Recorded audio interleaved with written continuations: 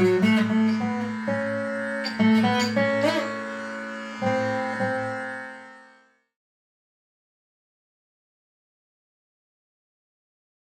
been kind of like, it's become a lifelong fascination of mine to discover different ways that people talk and think about different types of music, you know, and eventually to boil it down to the fact that it's all music. We're kind of ostensibly after the same goal. The first thing I wanted to talk about, I wanted to mainly address a bunch of stuff relating to melodic stuff and scales and overlaps that I've been looking at. If you look at the bottom, you have the staff notation that we're used to reading in the Western notational system. And then there are solfege singing syllables that would be used in both the Western and the Indian system. And so in the West, this would be the kind of do, re, mi, fa, sol system. And in the Indian system, it's a different set of syllables, but they basically mean the same thing and they could be modified in the same way. So it's sa, re, ga, ma, pa, da, ni, sa. And these can actually, as you can see below, these can be abbreviated with just the first letter of each of the syllables. And we can also modify these syllables by giving them a lowercase or an uppercase. So in the Indian system, the sa, which is the C, in this case we'll use C, will never change. And the pa, which is the fifth note, will never change either. All of the other ones can have different kinds of modifications. So if I use re with like a capital, that would be what's called the shud re, which would be D for us. We could also do a flatted re or komal re, which would be D flat in this case. And I can do the same modifications. I can do shud ga, or I can do komal ga. I can do shud ma, or I can do a raised or tivra ma. And then I can do the same thing, komal da, or shud da, komal ni, and shud ni. So through all of these, we can spell basically any scale within the whole system. Now, before we get into looking at the different scales, there is another kind of larger issue that we need to address, which is the concept that the tuning system for the two styles of music is a little bit different. Because on the one hand, when you have like a Western music, the whole structure is based off of being able to create chords off of everything, you know? So if we're looking at a major scale, we might immediately make a C major chord or an F major chord out of that. Whenever we're writing a melody, we're thinking about the other chords that are structured under that, you know? On the other hand, the Indian system is primarily a melodic system. Since it's always being sung or played against a drone, the melodies don't have another kind of chord that they need to go with. So the notes will be tuned a little bit differently. So in the Indian system, they would use what's called the just intonation system for the most part. And in the West, we use the equal tempered system, you know, which is kind of a modification that came about within the last, like, say, 400 years, you know. Before that, it was more similar to the Indian system, and even if you look at some of the early keyboard instruments, for example, like early harpsichords, you could play them and they would sound perfectly in tune as long as you were playing in the key of C, for example. But the second you went and you started playing in G, things start sounding a little bit out of tune. Then you go to D, or you go to faraway keys like F sharp major or something, the whole thing just starts to sound completely out of whack. So a system was devised to then take the octave and divide it into 12 equal parts, you know? So maybe we're familiar with the way that if I go from C all the way up to C, just one half step or one fret on my guitar at a time,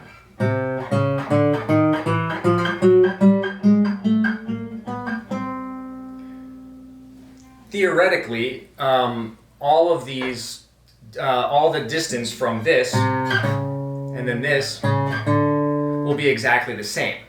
And so what that means is that if I'm playing with another person who's tuned to this system, we can play in tune with each other. But it also means that I can go from one key to the other, or I can play all kinds of chords that aren't necessarily related, and they can sound equally in tune. The flip side of this is that, however, everything is actually kind of equally out of tune. And so it kind of becomes like a balancing act that makes us be able to create these dense kinds of harmonies, like, I can do all these kinds of things. And it'll all sound equally sonorous. However, on the other hand, with the Indian system, there will be very specific ways of tuning that would be more related to these more simple kind of resonant ways of ratios of like, the ratio of like an octave is a 2-to-1 ratio. We're kind of going into like physics territory here, right? But the ratio of like the fifth being like a 3-to-2 ratio, and then you can go to 4-3-5-4, rather than it being like 121/67 or something, which becomes a little bit complicated. When you're singing the scales in the Indian system, the intonation of the notes becomes very important, and then there is kind of a slight difference, which is that some of these notes will be played or sung in a slightly different place from one raga to the next. And that's like a key feature that can be very difficult to explain to someone, especially if you're talking to like a guitarist like me, or a saxophone player, or probably the hardest would be a piano player, where we're used to playing the note in the same place and we have a fret or a key on the piano or a key on the saxophone that's designed to make that note always sound exactly the same. So in some ragas you might sing the flatted 2 in the place that we're used to hearing it, and then in some other ragas you might hear it being sung a little bit lower, which creates a completely different sound, completely different type of tension, and can kind of take you to different emotional kind of levels, just based on how you're structuring the melody. So I wanted to bring up just like an idea here, that this concept of like how you would relate the scale back to the drone. For example, if we're looking at exercises in the Western system, you might have a kind of different way of looking at it compared to the Indian system. So in the West, we might immediately, if we're learning a new key or something, we might immediately go straight to playing kind of chordal arpeggios, like the C chord or the F chord, and the G back to. However, I noticed that usually when you're starting a new raga, the way of practicing it would be always relating it back to the starting note, so that you always are coming back and creating that kind of reference, So if I read this thing that I've listed here as scale exercise number 1, you could even look at the sargams here, or maybe I can move this up so that you can see them above. Sorry. Right. So, this could be sung as like sa re ga re sa re ga re sa re ga ma re sa re ga ma re sa re ga ma re sa.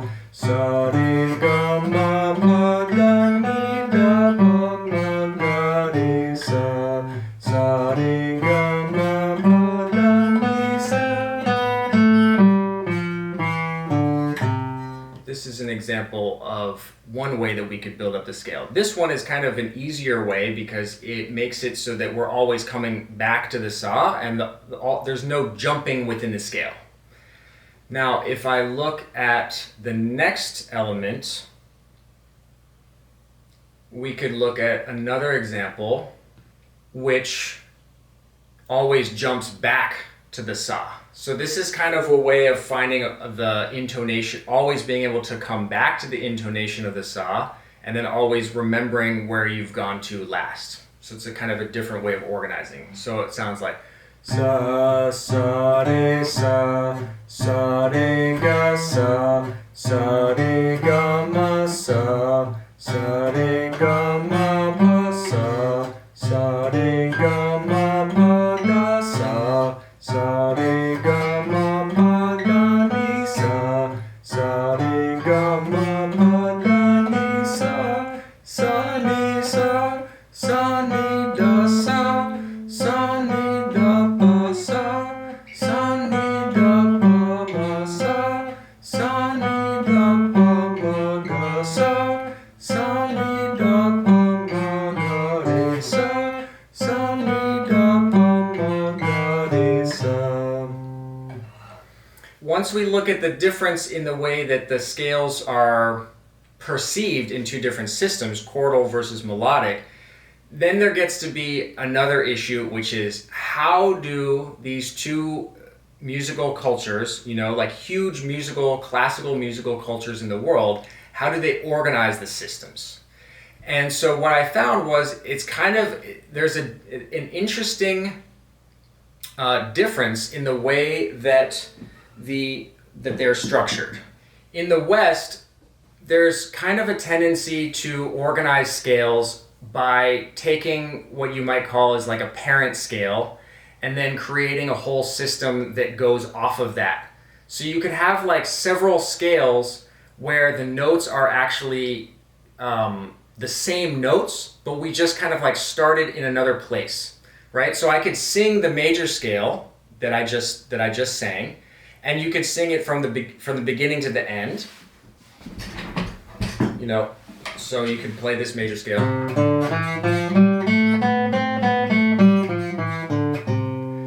Now we could implement this system, which is referred to as the mode system. And what this system is I like to think of this as like, it's kind of like those wheels on like a caterpillar tractor or something, right? You know, or like a big crane or something, where it's rotating a little bit at a time, but it's always cycling back through. It's not exactly, maybe not circular, but it's always rotating. So instead of starting on C and going up to C, I could then start on D and play all the exact same notes that I played in that scale before, and I can go to the D above the C that I ended on. That creates a completely different scale.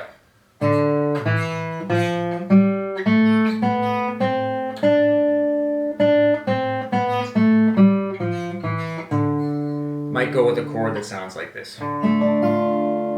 Actually, the scale that I played right there was called the Dorian Scale. Very common, minor kind of sounding scale. Now if I start on the third note, I get a mode that's called the Phrygian Mode.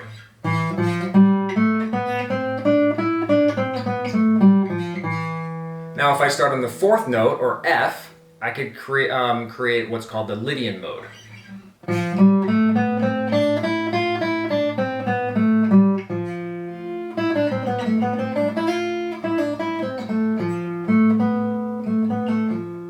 Now if I start on G and I go to the G above, I can get what's called the Mixolydian Mode. This could be played over a G7 chord.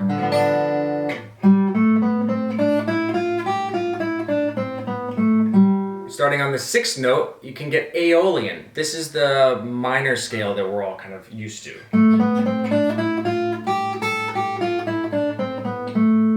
And if I go to the seventh note, I can get what's called the Locrian Scale.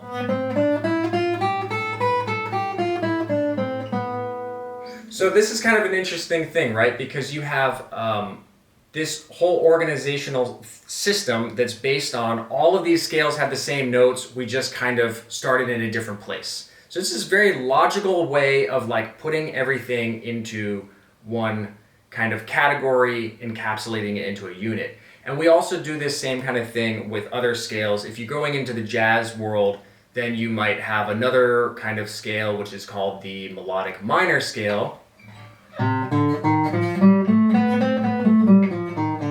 And in the jazz world, there's a whole other set of scales that get based off of that, you know?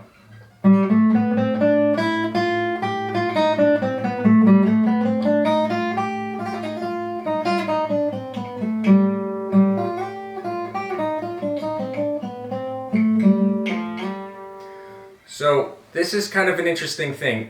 And you also, in the West, we do use some other scales, but if you kind of look at it, eventually they kind of end up being like a little scale here, a little scale here that got borrowed from another culture. The way of organizing ragas is far less logical from this kind of like scientific and like mathematically put together formula of just like, let's use all of these notes and just start in a different place. You don't see this kind of thing of like, we start one raga, but then we can try it again starting off of a different note.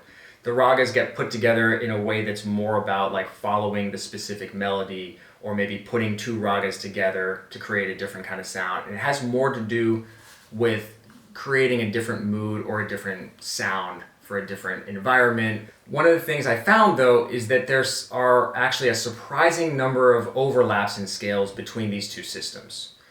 Maybe I can play them all based off of the same note so you can kind of hear them in a different way. If I play this first scale,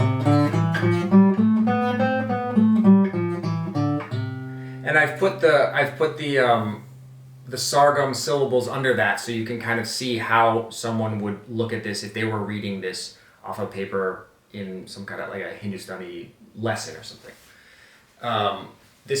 Everything is what we would call the Shuddh version of the note. So if we do the Dorian mode, we could have a scale called Rag Kafi.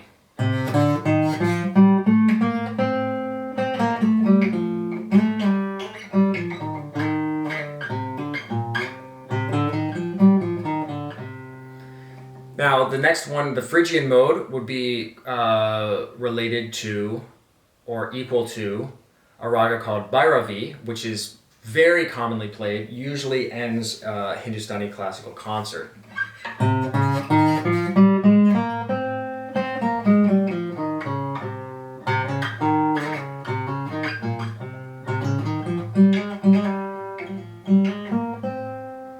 If we go to the Lydian mode, Lydian will be equal to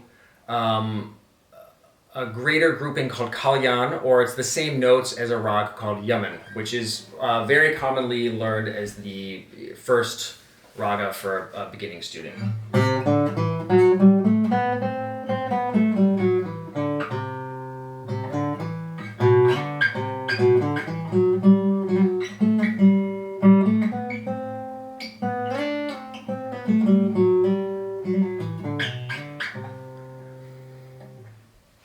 The Mixolydian mode, we do have an equivalent, so this sounds like this.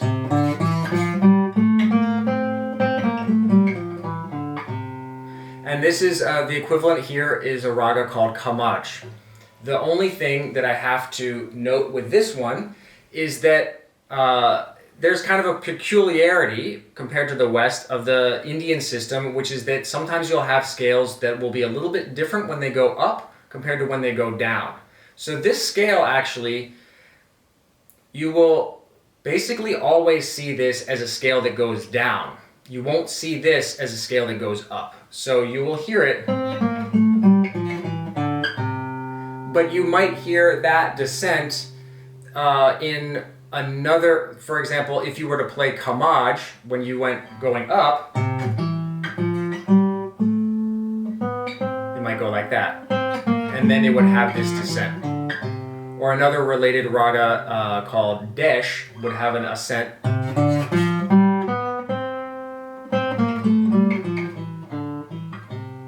And then the Aeolian mode, that minor mode, would be raga Asavari.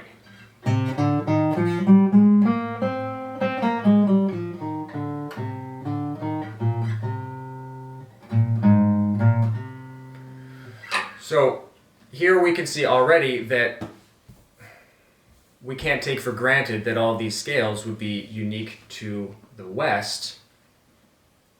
A lot of equivalence going across.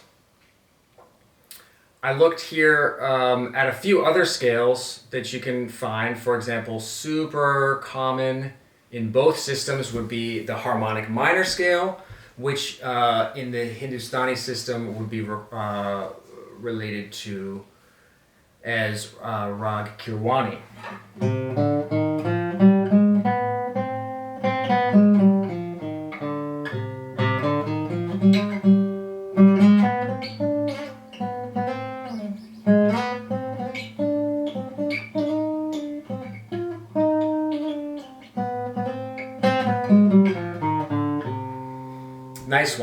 And then pentatonic scale, super common in both scenarios. This one, pentatonic, can be played in all kinds of different places, all over, all kinds of music that we hear in the West.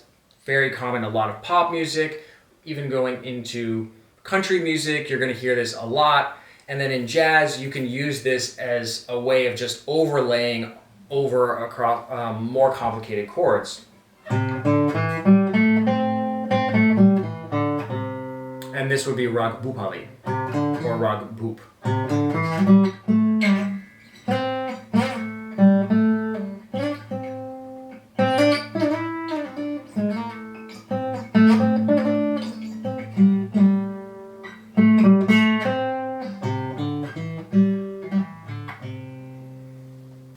Boom, slammed through that pretty quickly. If anyone has any questions, feel free to, I don't even know if I can look in the chat right now. The other side of the coin is we have this, I was kind of mentioning before that the organization in the Indian raga system is a little bit different, right? So what's interesting about this actually is the way that these are categorized a lot now is a system that was actually really kind of put forth only about 100 years ago or a little bit more by a man by the name of Bhatkanda. And basically what he did was he took a lot of very common scales that were used and he created a way of categorizing other scales under these and put them into what he called the tats, which is what you use Thaats. And so the tat is kind of the name for like the parent scale. Each of these parent scales might have other ragas that come off of it. And I've listed here the equivalents. A lot of them are the same that we had looked at before. Bilawal, you can see, is the Ionian or the major scale. Kamaj is the same as the Mixolydian scale. Kafi, very common. A lot of light classical music coming off of Rag Kafi. Dorian scale. Asavari, Aeolian. Bhairavi, the Phrygian. Kalyan, the Lydian. I'm going to skip a little bit. And then actually coming down here is where you start to see some that don't actually really overlap the same way. Beginning to be very unique scales. So we have one raga called Marwa.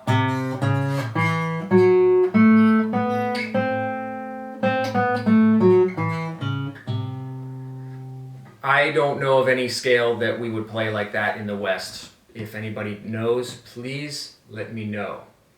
Or Purvi, which you might find in some music referred to as the Hungarian minor.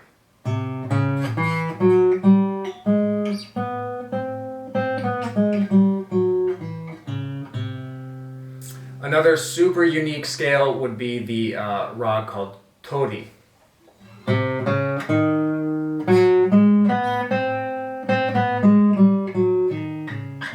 It's an interesting one. The G in this scale generally not played when you're going up the scale, only when you go down.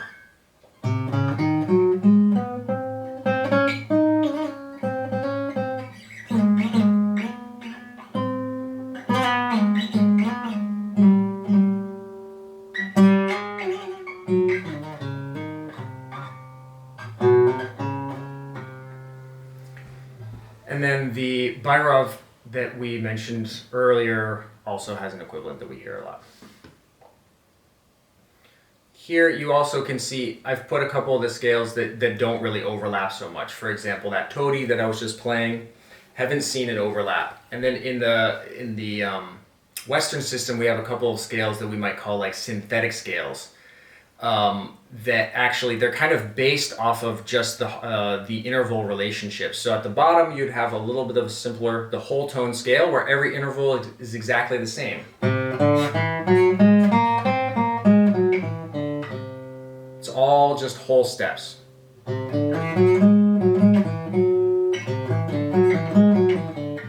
So the thing that's interesting though about these is that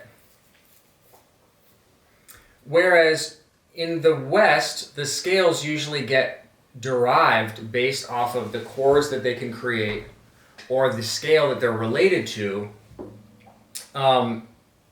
in Hindustani music, these parent scales, or the tots that we're talking about here, might be, these can be referred to as like the notes that are being used, you know, or what we might call this like a set of pitches, a pitch set, or a set of notes. It's kind of like a bank of notes that you can choose from, but they don't necessarily, it's not like in the West where when you have a scale, it's just you can use any of those notes in any specific or any order that you want at any time that you feel. So if I was playing the Lydian Mode, or the Kalyan as listed here at the bottom,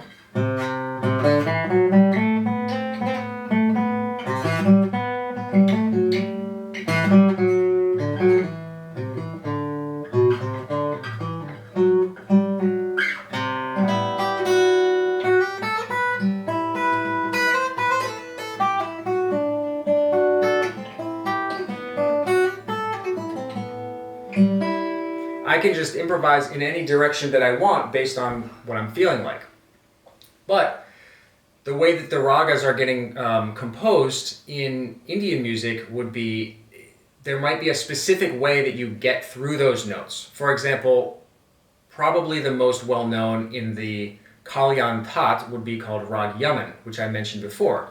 This one has a very specific way of starting, which is that actually when you're going up, you don't start on that C at the beginning of the scale. You start on the B below it, and you skip over C to get to the note D. So when if you're just playing this scale going straight up, you might play it and then straight back down. Or another variation might sound like,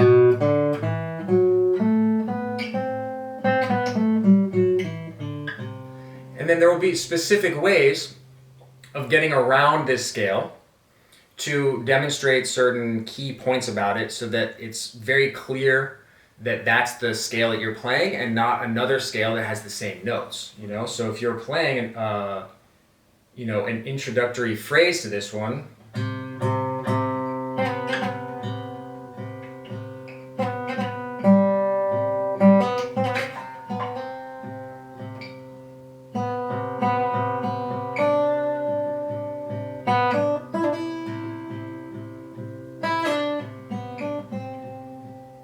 so I'm using this kind of as a way of, you know, clearly demonstrating that that's Rag Yaman, you know?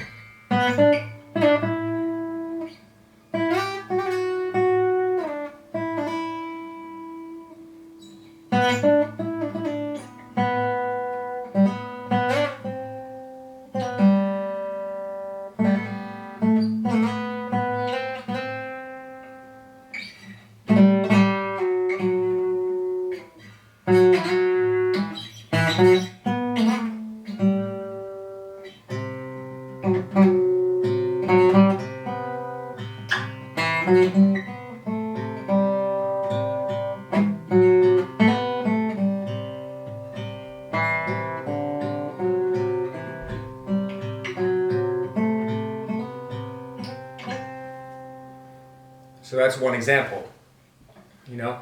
Or with the Kamaj, right? We could have the Kamaj, which is the Mixolydian scale. We could have another variation of that called Rag Desh, where the going up would just be C, D, F, G, and the major 7, the B, going to C, and then. So playing around with this scale, even though it does contain all of these notes from the Kamaj, if I play the Mixolydian, I could in a Western style.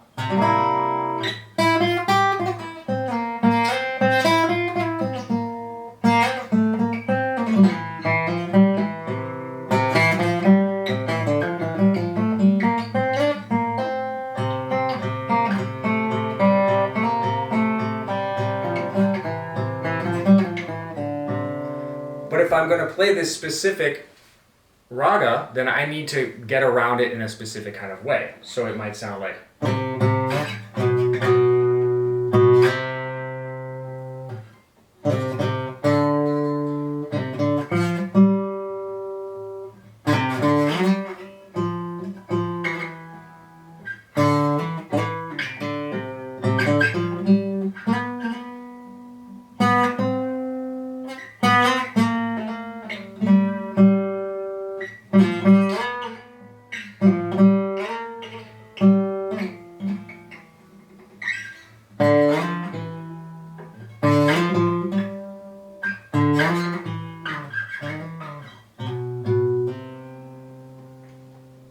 So some peculiarities going on there. Now, there's another way of looking at this too, which is in this scale called Marwa that I've listed here, also a very unique scale. This is another one where you wouldn't necessarily play it just the way that it's spelled here on the page, in the way that we're used to, the way that if I was to show up in a studio and someone handed me the scale for a piece, they might hand me a listing that looks like this one that you're seeing on the paper here. However, if you wanted to play this raga, then you couldn't do it exactly like this. I'm going to just take a little risk here and put this drone on so maybe you can hear what I'm doing against it. The C itself is not primarily emphasized at first. The C almost becomes like a weird note in the scale, where the emphasis might be on that note A. And I could skip over the C.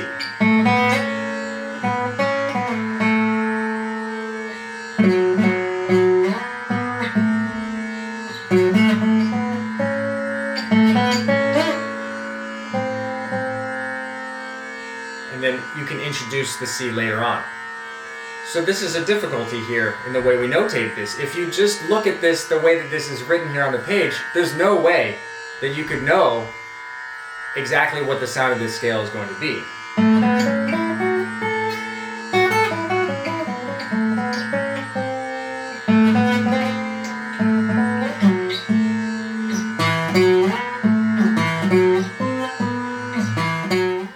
So, we're kind of nearing the end of the hour, and I'm wondering if anybody has any questions, reactions to any of this material. We can kind of like open it up. I'm sure it's kind of like a lot to cover, but I'd like to offer that.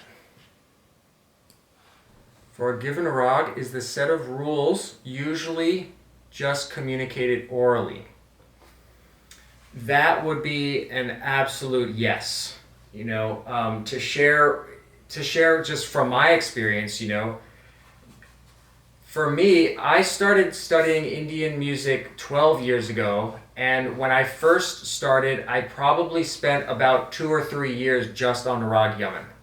And that process before moving on to other ragas was, solely based off of learning usually being sung, small fragments of the scale, kind of like what I was playing you before, and learning how to spell out the raga. And it might be just learning the nuances of playing this phrase, and then finding another way to play that,